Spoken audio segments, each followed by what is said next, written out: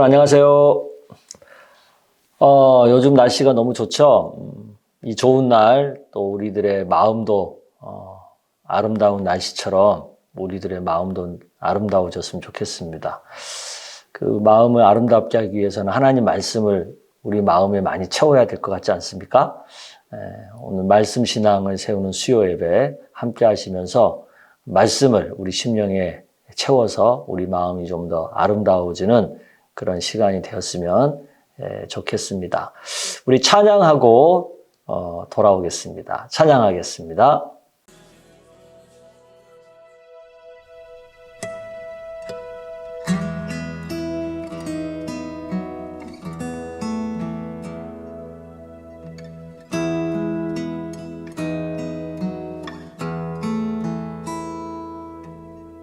빛 되신 주 어둠 가운데 비추사 내 눈 보게 하셨네.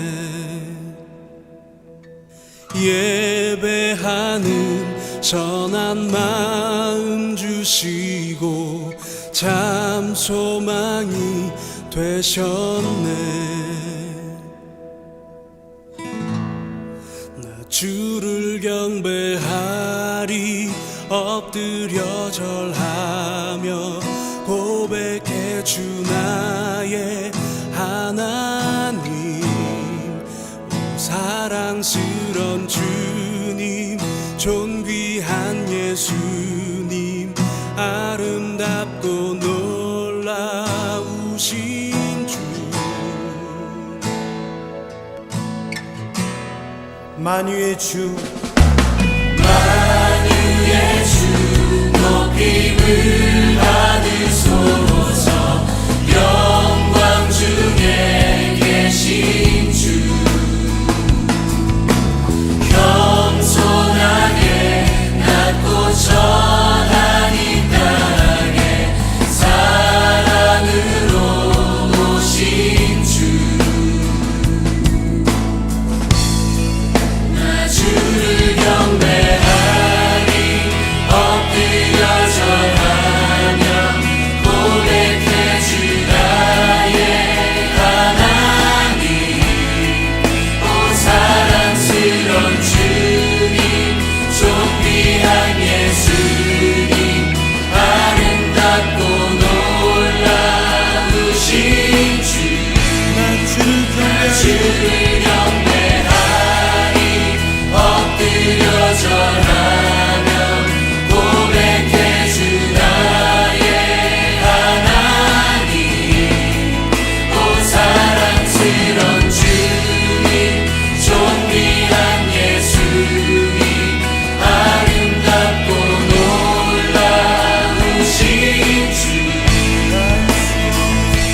알 수 없네 주의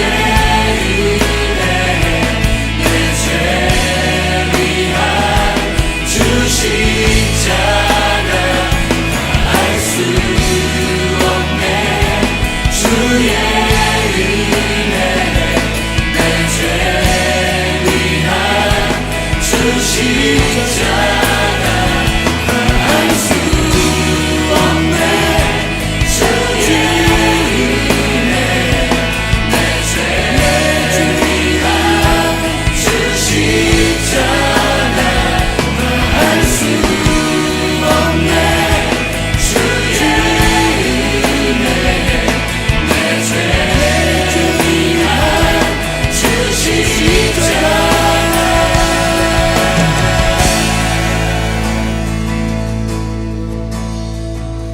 주를 경배하리 엎드려 절하며 고백해 주 나의 하나님.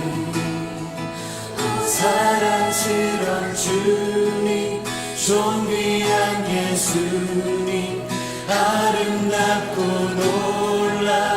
놀라우신 주. 나 주를 경배하리 엎드려 절하며 고백해 주 나의 하나님. 오 사랑스런 주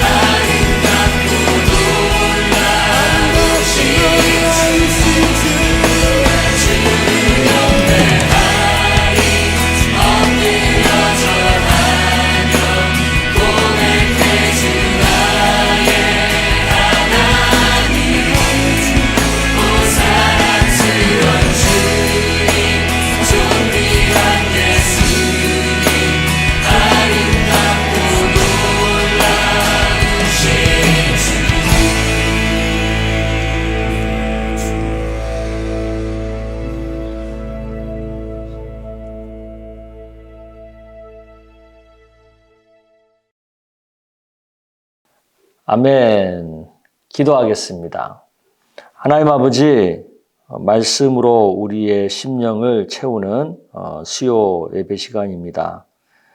하루 분주하게 살다가 오늘 하나님 말씀을 우리 심령의 체험으로 세상의 염려 잠시 잊어버리게 하시고 또 혼란스러운 우리 마음이 평안해지게 하시고 또 어두운 우리 심령이 밝아지게 하여 주시기를 원합니다. 하나님의 말씀이 주시는 은혜가 우리 안에 넘쳐서 마음이 평안해지고 아름다워지는 은혜의 시간이 되게 하여 주옵소서. 말씀 가운데 역사하시는 성령 하나님을 의지합니다. 성령께서 각자의 심령 가운데 역사하셔서 오늘 예수님의 비유 가운데 우리가 꼭 알고 믿고 순종해야 될 말씀을 깨닫게 하여 주시옵소서. 예수님의 이름으로 기도드리옵나이다. 아멘. 네, 오늘 우리가 함께 나눌 말씀도 계속해서 예수님의 비유입니다. 우리 비유 제가 여러 번 말씀드리는 거지만 예수님의 비유는 하나님 나라에 대한 것을 우리 사람들이 알아듣기 쉽게 하려고 일부러 비유를 사용해서 예수님이 말씀하시는 거예요. 그래서 어떻게 보면은 이 하나님의 나라의 모습 가운데는 아직 이 땅에는 없는, 또 이 땅에는 잘 이렇게 이해되기 쉽지 않은 그런 개념들이 있는 거거든요. 근데 그것을 조금이라도 우리가 알기 쉽게 하려고 예수님이 비유를 들어서 말씀을 하신다. 그것을 우리가 전제하고 예수님의 비유 말씀을 우리가 배워야 될 것 같습니다. 오늘은 우리 누가복음 12장 42절에서 48절까지 말씀 같이 한번 보겠습니다. 자, 주께서 이르시되 지혜 있고 진실한 청지기. 여기서 이제 이 청지기라는 말을 우리가 이해해야 되죠. 청지기는 그 주인이 뭔가에 이렇게 책임을 위임한, 그 주인으로부터 뭔가 책임과 권한을 위임받은 그런 사람을 말하죠. 그 청지기가 되어 주인에게 그 집 종들을 맡아, 그러니까 이 종들을 케어할 권한을 지금 맡긴 거죠. 맡아 때를 따라 양식을 나눠줄 자가 누구냐. 주인이 이럴 때 그 종이 그렇게 하는 것을 보면, 그러니까 원래 그 주인이 위임한 그 권한을 잘 이렇게 제대로 하는 것을 보면 그 종은 복이 있다는 거죠. 잘했다는 거죠. 내가 참으로 너에게 이르노니 주인이 그 모든 소유를 그에게 맡기리라. 그러니까 인정받으면, 신뢰를 얻으면 모든 소유를 맡길 정도의 청지기가 된다는 거죠. 그런데 만일 그 종이 마음에 생각하기를 주인이 더디오리라 하여 남녀 종들을 때리며 먹고 마시고 취하게 되면, 그러니까 그 권한을 잘못 사용하게 되면, 위임한 권한을 악하게 사용하는 모습이죠. 그러면 생각지 않은 날에, 그러니까 전혀 예상하지 못한 날에 주인이 돌아오는 거죠.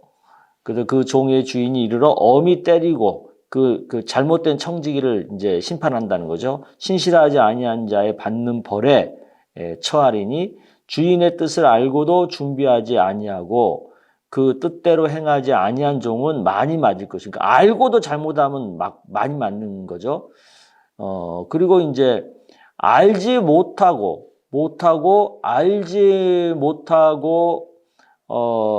잘못한 경우도 맞아요. 심판을 받아요. 그러나 이제 좀 작게, 상대적으로 작게 심판을 받는다는 거죠. 물은 많이 받은 자에게는 많이 요구할 것이요, 많이 맡은 자에게는 많이 달라 할 것이다. 많이 그 위임을, 권한의 위임을 받은 사람일수록 그 많은 것 받은 것만큼 또 그만큼 많은 책임을 묻는다, 그런 얘기죠. 이 비유를 이제 지혜 있는 청지기 비유라고 하는데, 그 내용이 뭡니까? 이 비유를 한 시점이 중요해요. 예수님이 십자가 죽음이 임박한 그런 시점에서 예수님이 하시는 건, 말씀하시는 비유인데, 이것은 예수님의 재림에 대한 비유예요. 이제 아직 예수님이 승천하시지 않았잖아요.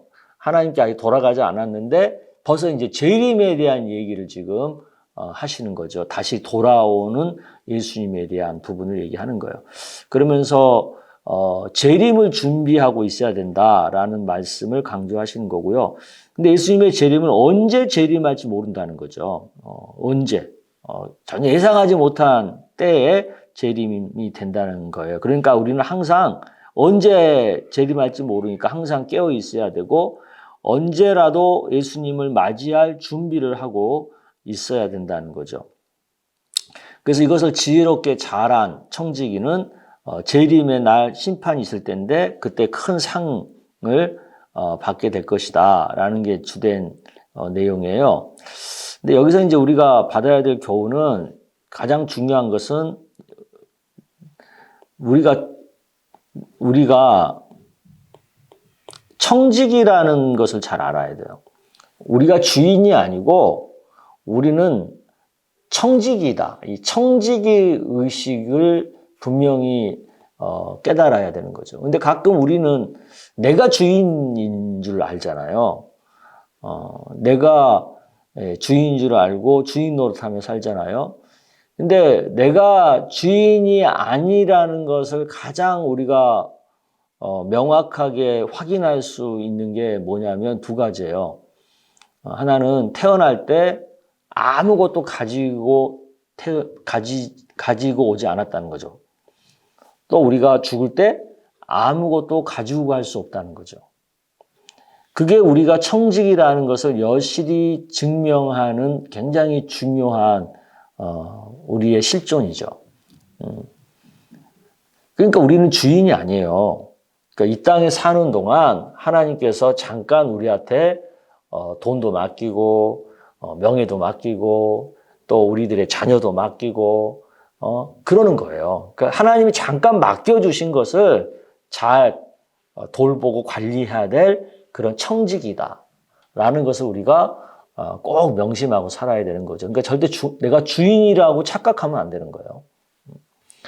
그래서 이 청지기로서의 역할을 얼마나 충성스럽게 했느냐에 따라서 예수님의 재림 후에 심판이 있는데 그 심판 때 상을 받느냐 벌을 받느냐가 결정난다는 거예요. 그러니까 이 땅에 청지기로 살면서 주님의 것을 잘 관리하고 주님의 뜻대로 잘 사용하고 그러면 우리가 예수님 재림할 때 심판받을 때 상을 받는 거예요. 그런데 여기 있는 동안에 내가 주인인지를 착각하고 내 것인 마냥 막 쓰고 내 마음대로 막 하고 그러면 이제 벌을 받는다는 거죠. 이게 이제 이 비유에서 말씀하시는 강조점이에요. 다시 한번 정리합니다. 예수님이 재림을 하시는데 그때 우리가 청지기로서의 역할을 잘하고 살았느냐 안 살았느냐를 판단하신다. 심판하신다. 그것을 우리가 명심해야 될 줄도 믿습니다. 아멘. 자, 그럼 이제 두 번째 비유로 넘어갈게요. 두 번째 비유는 열매 없는 무화과 나무에 대한 비유인데 누가복음 13장 6절에서 9절이에요. 이에 비유로 말씀하시되 한 사람이 포도원에 무화과 나무를 심은 것이 있더니 와서 그 열매, 그러니까 무화과 열매를 따기를 원했다는 거죠. 구하였으나 얻지 못한지라. 그러니까 열매를 못 얻은 거예요. 포도원직이 이르되 내가 3년을 와서 이 무화과 나무에서 열매를 구하되 얻지 못하니 찍어버리라. 어찌 땅만 버리게 하겠느냐. 대답하되 그 포도원지기가 대답하되 주인이여 금년에도 그들에 두소서 내가 두루 파고 거름을 주리니 이후에 만일 열매가 열면 좋거니와 그렇지 않으면 찍어버리소서. 이 비유의 내용은 뭐냐면 심판 전에 회개를 촉구하는 비유예요. 이 무화과 나무는 유대인을 상징을 하고요. 열매는 회개를 상징하는 거거든요. 그러니까 회개하고 돌아오지 않으면 결국은 심판이 있다라는 것을 강조하는 거예요. 찍어버려 본다는 거죠. 그러면서도 또 여기서 강조하는 게 뭐예요? 더 기다려주시는 긍휼이 있다는 거죠. 그냥 찍어버리라 해서 금방 안 찍어버리고 좀 더 기다려주는, 더 참아주는 그런 긍휼이 있다는 거죠. 그러니까 이 비유는 오늘날 우리에게도 동일하게 해당되는 말씀이죠. 주님이 기다려 주실 때 빨리 회개하고 돌아와야 된다는 거죠. 그러니까 우리 주변에 뭐 이렇게 안 믿는 분들, 또 믿었다가 잠깐 교회를 쉬고 있거나 떠나 있는, 하나님을 떠나 있는 분들 있잖아요. 그분들이 빨리 회개하고 돌아와야 돼요. 그분들이 바로 열매를 맺지 못하는 무화과 나무와 같은 그런 분들인 거죠. 그러니까 빨리 주님이 기다리고 계실 때, 아직 참아주고 계실 때 빨리 회개하고 돌아와야 된다라는 것을 강조하는 말씀입니다. 그래서 이 비유에서, 무화과 나무의 비유에서 우리가 받을 교훈은 세상의 끝날에 준엄한 심판이 있다는 걸 알아야 돼요. 이 심판. 우리가 이 심판을 잊어버리고 살면 안 됩니다. 주님이 기다려주는 거지, 참아주고 있는 거지, 심판이 없는 건 아니에요. 그러니까 심판이 임박해 오고 있다라는 것을 알아야 되고요. 하나님은 모든 사람이 회개하고 돌아와 그 심판을 면하기를 원하세요. 하나님은 심판을 하기를 원하는 게 아니라 심판을 면하기를 원해요. 우리가 빨리 회개해가지고 심판을 안 받는 백성들이 되기를 원하는 게 하나님 마음이에요. 그래서 하나님의 그 마음을 우리가 좀 알고 괜히 고집 부리지 말고 빨리 회개하고 주님께 돌아오는 것이 은혜이고 복이다. 그것을 명심해야 됩니다. 그러니까 사람들이 잠깐 작은 실패를 할 수 있어요. 그런데 큰 실패를 하거나 그리고 영원히 회복될 수 없는 그런 깊은 구렁에 빠지는 경우는 뭐냐면 회개하지 않아서 그러는 거예요. 어떤 죄를 짓더라도 회개를 하면 회복이 있어요. 구원이 있고. 우리가 명심하고 어떤 실수를 했더라도 하나님 앞에 회개하고 돌아오는 그 은혜를 오늘 이 비유가 강조한다라는 것을 아시기를 바랍니다. 아멘. 그 다음 또, 그리고 한 가지 더, 주님의 기다려주심, 참으심에도 정해진 시한이 있다는 거. 마냥 시간이 있는 게 아니에요. 마냥 시간이 있는 게 아니에요. 정해진 시한이 있어요. 그러니까 첫째 시한은 뭐예요? 우리가 죽기 전에. 두 번째, 하나님께서 어떤 심판을 하시기 전에. 요게 되게 중요해요. 죽기 전에 하나님께서 심판하기 전에 빨리 회개하고 돌아오는 게 중요합니다. 그 다음에 이제 세 번째가 큰 잔치 비유라고도 하는데 누가복음 14장에 있는 말씀이죠. 이르시되 어떤 사람은 굉장히 이것은 하나님을 상징하죠. 어떤 사람이 큰 잔치, 이 큰 잔치는 천국 잔치, 베풀고 많은 사람을 청하더니 잔치할 시각에 그 청하였던 자들에게 종을 보내어 이르되 오소서 모든 것이 준비되었나이다 하매. 근데 여기서 이제 요걸 좀 이해를 하려면 그 유대인들의 그 잔치 문화를 잔치의 어떤 절차를 좀 이해를 해야 되는데, 유대 사회는요, 어떤 이제 그 가문에 어떤 큰 잔치할 일이 있으면 초대할 사람들한테 미리 어느 날 어떤 일로 우리가 잔치를 합니다. 오십시오. 이렇게 초청을 해요. 그러면 이제 그 초청을 받은 사람들이 초청에 응해요. 그날 우리가 참석할게요.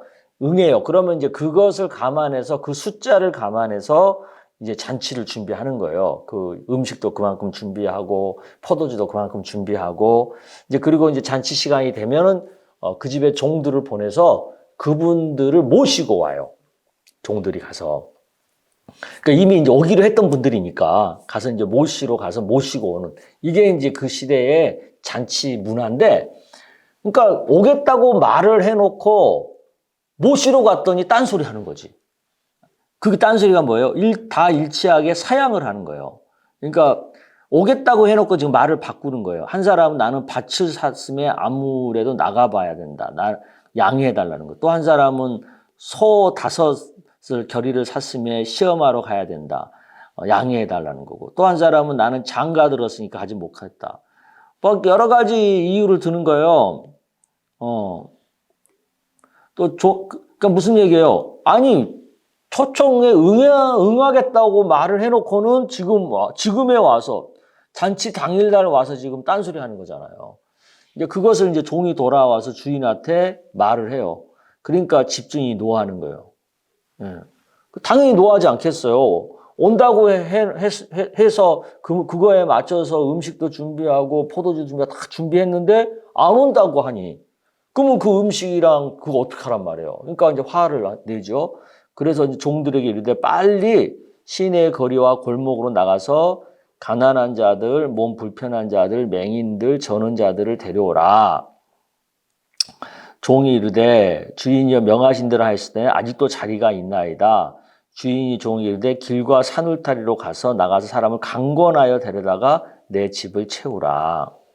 내가 너에게 말하노니 전에 청하였던 그 사람들은 하나도 내 잔치를 맛보지 못하리라.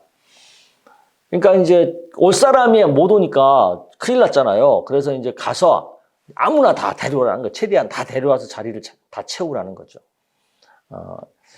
이 비유는 이거예요. 하나님 나라 잔치에 먼저 유대인들을 하나님이 초대를 한 거예요, 유대인들을. 근데 유대인들이 거부한 거지. 예수님을 안 받아들였으니까. 예수님을 거부한 거죠. 그러니까 이방인들에게, 유대인이 아닌 이방인들에게 잔치에 들어갈 기회가 생겼다는 것을 이런 비유로 지금 예수님이 설명을 해 주시는 거예요. 그러니까 초청을 했는데 거부를 하게 되면 그것은 하나님을 모욕하는 것이라는 것을 강조하고 또 그 거부에 대한 징계가 반드시 있다라는 것을 말씀하는 거죠. 그러니까 하나님 나라 큰 잔치에 먼저 유대인들이 초청받았다라는 것을 우리 인정해야 돼요. 그러니까 그만큼 유대인들에게 하나님이 특별한 어떤 특권을 준 거죠. 우선권을 준 거죠. 그게 굉장히 영광스러운 건데 유대인들은 그것이 영광스럽다는 것을 모르고 거부했던 거죠. 그래서 유대인들이 거부해서 이방인에게, 우리 같은 대한민국 사람과 같은 이방인에게도 복음의 초청의 기회가 주어진 거죠. 그래서 우리가 예수 믿게 되고 그래서 구원받게 된 거죠. 근데 초청에 응하지 않은 것은 결국은 심판이 있다는 거고. 오늘날도 마찬가지예요. 우리가 이제 전도를 하다 보면 그건 이제 초청이거든요. 우리가 전도하는 것은 초청이에요. 초청인데 누군가는 그 초청을 받아들이지만 누군가는 그 초청을 거부하잖아요. 그럼 받아들인 사람에게는 구원의 복이 있고 천국에 들어가는 복이 있지만 그걸 거부한 사람은 그 거부한 것에 대한 징계를 반드시 받는 거예요. 그게 다른 게 아니라 구원을 받지 못하는 거죠. 천국에 들어가지 못하는 거죠. 그만큼 복음 전파에는 이런 어떤 특별한 의미가 있는 겁니다. 초청이라고 하는. 그래서 우리는 초청을 해야 돼요, 복음을. 왜? 그 사람들에게 잔치에 들어갈 수 있는 기회는 다 모든 사람이 제공을 해야 되니까. 그러니까 하나님은 모든 사람에게 천국에 들어갈 수 있는 기회를 줘요. 그래서 모든 사람에게 초청을 해요. 초청 자체를 처음부터 이렇게 뭐 구별하거나 이렇게 특별히 어떤 사람에게만 하거나 그러진 않아요. 모든 사람이 초청의 기회를 주지만 그걸 거부한 것에 대해서는 책임을 묻는다. 그것을 우리가 기억할 필요가 있죠. 이제 마지막에 이제 잃어버린 양에 대한 비유를 살펴봅시다. 누가복음 15장인데 예수께서 그들에게 이 비유 또 비유예요. 이르시되 너희 중에 어떤 사람이 양 100마리가 있는 거예요. 100마리 중에 하나가 잃었어요. 그러면 99마리를 들에 두고 그 잃은 것을 찾아내기까지 찾아내지 아니하겠느냐. 네, 이거가 이제 우리 시대에는 우리나라는 이걸 잘 이해를 못 하는데 목자는요. 잃어버린 한 마리 양의 가치를 그렇게 둔다는 거죠. 근데 우리 같으면은 뭐 그까짓 거 한 마리 잃어버렸다고 뭐 99마리를 그냥 놔두고 그 한 마리 때문에 어디 가겠어? 이런 생각하겠지만 당시에 목자들의 문화에서는 정말 훌륭한 목자, 바른 목자는 잃어버린 한 마리의 양을 찾는 그 일에 소홀하지 않는다는 것이죠. 그리고 또 찾아낸즉 즐거워 어깨에 메고 집에 와서 그 벗과 이웃을 불러 모으고 말하되 나와 함께 즐기자 나의 잃은 양을 찾아내었노라 하리라. 이게 이제 목자들이 느끼는 그 기쁨이라는 거죠. 내가 너에게 이르노니 이와 같이 죄인 한 사람이 회개하면 하늘에서는 회개할 것 없는 의인 99으로 말미암아 기뻐하는 것보다 더하리라. 또 이제 비슷한 또 이제 얘기인데 10드라크마, 동전 10드라크마가 있는 하나를 잃으면 등불을 켜고 집을 쓸며 찾아내기까지 부지런히 찾지 아니하겠느냐. 또 찾아낸즉 벗과 이웃을 불러 모으고 말하되 나와 함께 즐기자 잃은 드라크마를 찾아내었노라 하리라. 내가 너에게 이르노니 이와 같이 죄인 한 사람이 회개하면 하나님의 사자들 앞에 기쁨이 되리라. 여기서 강조점은 뭐 여러 가지 얘기를 할 수 있지만 중요한 강조점은 어떤 죄인이라도 하나님은 그냥 버려두지 않는다는 거예요. 끝까지 사랑하신다는 거죠. 그러니까 잃어버린 걸 끝까지 찾는 그 하나님의 간절함과 열심을 말하는 거죠. 그러니까 중도에 하나님을 떠난 이들에 대한 하나님의 마음은 뭐냐면 끝까지 찾고자 하는 마음이에요.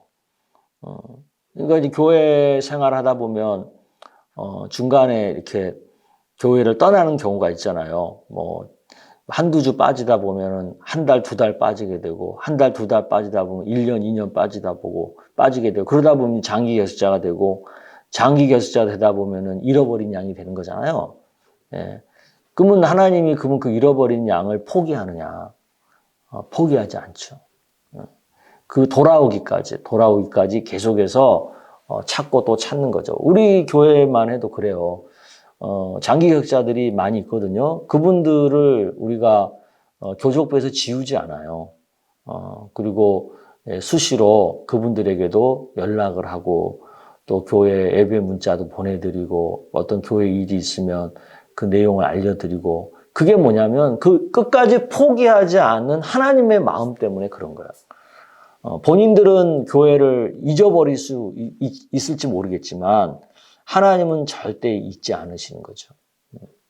그래서 우리도 우리 주변에 그런 교회를 쉬고 있는 그 잃어버린 자, 잃은 양 같은 사람들을 절대 포기하지 않고 끝까지 그들이 돌아오기까지 우리가 끝까지 그 기도하고 찾고 또 찾아야 될 줄로 믿습니다.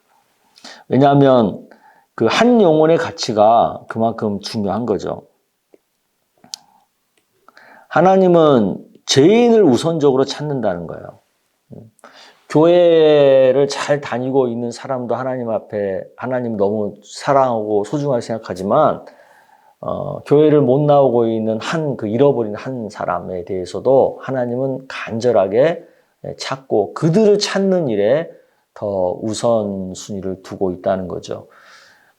우리가 이제 이번 돌아오는 이제 부활주일 같은 경우 우리가 이제 VIP를 작정하고 막 이러잖아요. 그게 결국 뭐냐면 그 한 잃어버린 그 영혼, 그들을 찾고자 하는, 그들을 우선적으로 우리가 찾고자 하는 그런 마음을 우리가 표현하는 거거든요. 그러니까 우리 주변에 예수 안 믿는 사람뿐만 아니라 한때 교회를 다니다가 쉬고 있는 그런 분들에 대해서도 우리가 간절한 마음으로 다시 교회에 나올 수 있도록 권면하고 그래야 될 줄로 믿습니다.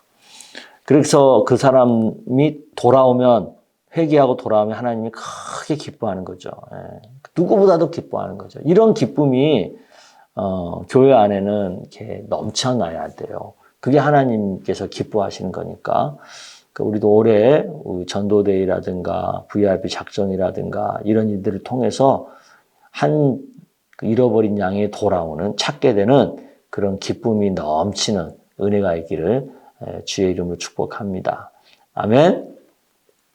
오늘 우리가 4가지 비유를 살펴봤는데요. 이 4가지 비유에서 우리가 좀 정리를 해보면 예수님의 재림 후에 반드시 심판이 있다는 것과 이 땅에 있는 동안 우리는 주인이 아니라 청직이라는 것, 그리고 하나님의 나라에 초청하는 것이 복음 전파이고 그 초청에 응하는 것이 구원이다. 그리고 잃어버린 한 마리의 양을 찾는 것이 하나님이 진실로 우선적으로 바라시는 바다. 이런 것들을 우리가 좀 기억하고 우리의 삶 속에서 하나님의 나라를 그렇게 하나하나 살아가고 경험하는 은혜가 있기를 축복합니다. 아멘. 네, 기도하겠습니다. 하나님 아버지, 오늘 4가지 비유를 살피면서 재림 후에, 예수님의 재림 후에 심판이 있고 또 그 심판의 때에 이 땅에서 사는 동안 주인이 아닌 청지기로 잘 산 사람들에 대해서 특별한 상을 주신다는 것을 깨닫게 됩니다. 또 복음 전파가 하나님 나라에 들어가는 초청이라는 것과 그 초청에 응하는 것이 복이라는 것, 그리고 한 마리의 잃어버린 양을 찾는 목자의 심정처럼 한 죄인을 찾는, 그리고 교회에 다니다가도 교회를 쉬고 있는 한 영혼을 찾는 그 예수님의 마음이 간절하다는 것을 오늘 깨닫습니다. 우리가 이런 마음들을 마음에 담고 하나님의 마음처럼 우리도 청지기로서, 그리고 복음을 전파하고 또 한 잃어버린 양을 찾을 때까지 찾는 그런 목자의 심정으로 이 세상을 살아갈 수 있도록 은혜를 주시기를 원합니다. 주님이 함께하여 주시옵소서. 그리고 성도의 삶을 지켜주셔서 이제 코로나의 상황이 진정되는 이 가운데서도 끝까지 보호하여 주시고 각자의 일상의 삶을 또 하나님 말씀으로 잘 살아가는 우리 모두가 다 되게 하여 주시옵소서. 예수님의 이름으로 기도드리옵나이다. 아멘. 네, 감사합니다. 이제 봄날에 다들 좋은 시간들 가지시고 특별히 그 가정교회별로 꼭 이렇게 소풍들 가셔서 가정교회 공동체의 어떤 사랑의 기쁨들을 풍성하게 나누는 은혜들이 있기를 바랍니다. 자, 그럼 또 다음 주에 뵙겠습니다.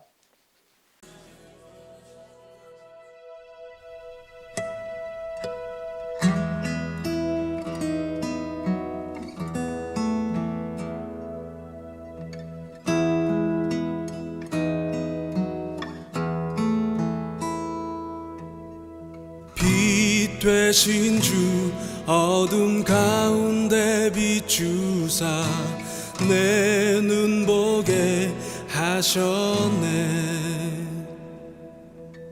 예배하는 선한 마음 주시고 참 소망이 되셨네. 나 주를 경배하리 엎드려 절하며 고백해 주 나의 하나님. 오 사랑스런 주님 존귀한 예수님 아름답고 놀라우신 주. 만유의 주 높임을 받으소서. 영광 중에 계신 주 겸손하게 낮고 천한 이 땅에 사랑으로 오신 주. 나 주를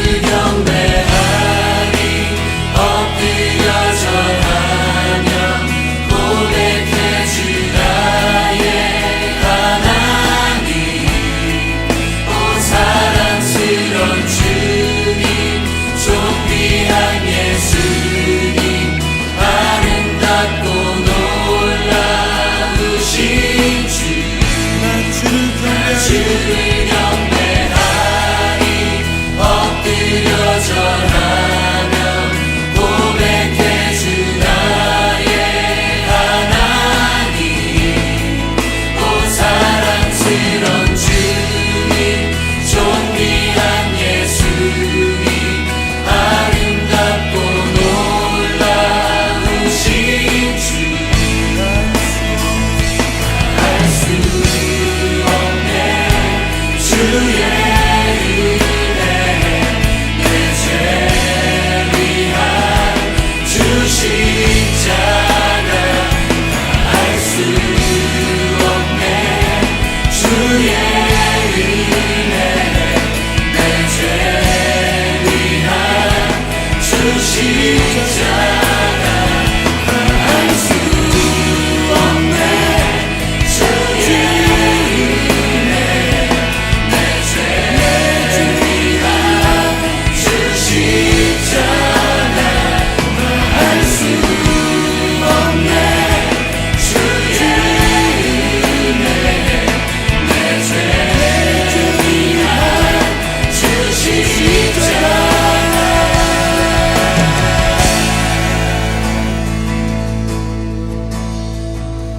주를 경배하리 엎드려 절하며 고백해 주 나의 하나님 사랑스런 주님 존귀한 예수님 아름답고 놀라우신 주